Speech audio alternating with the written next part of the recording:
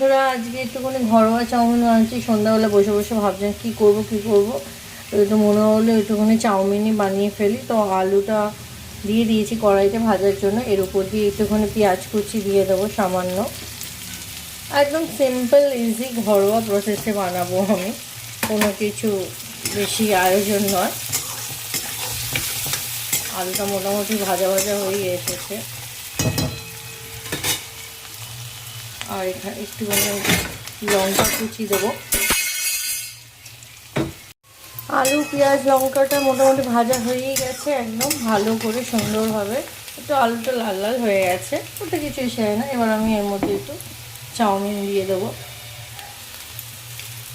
আজকে আমি আমার নিজের মতো করে বানাচ্ছি।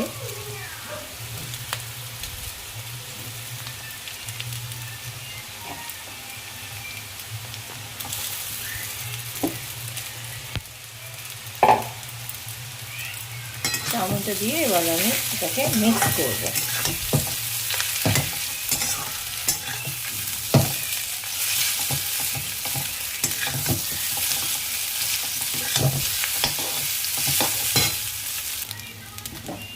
এবার আমি এর সাথে একটুখানি ডিমগুলোও মিক্স করে দেবো। ডিমটা আমি আগে ভেজে তুলে রেখেছিলাম।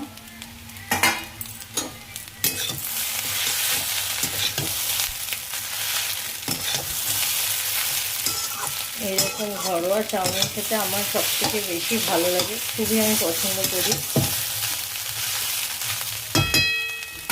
ছোটোবেলায় বাড়ির থেকে টিফিনে এরকমভাবেই চাউমিন বানিয়ে চাউমিন যখন খেতে চাইতাম। আর একটু আমি নুন এর সাথে অ্যাড করে দেবো।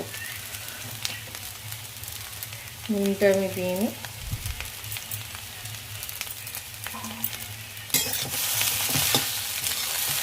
হয়ে গেছে, রেডি।